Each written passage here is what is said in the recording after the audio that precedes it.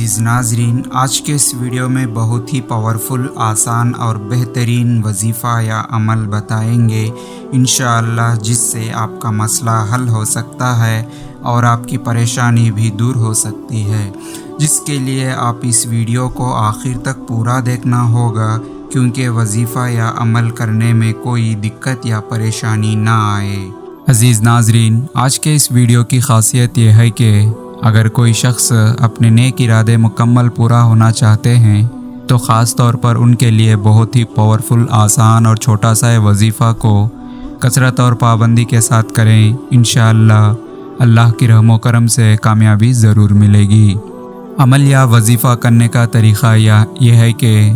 سب سے پہلے 11 مرتبہ درود ابراہیمی پڑھنا ہے، پھر یا قیوم 100 مرتبہ پڑھنا ہے، پھر اس کے بعد 11 مرتبہ درود ابراہیمی پڑھنا ہے،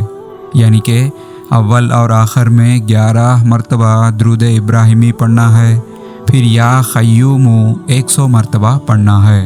اور اللہ کی ذات پر بھروسہ رکھ کر اس وظیفہ کو کثرت اور پابندی کے ساتھ سحری کے وقت کر کے دعا کریں، انشاءاللہ اللہ کی رحم و کرم سے مددیں ضرور ملے گی۔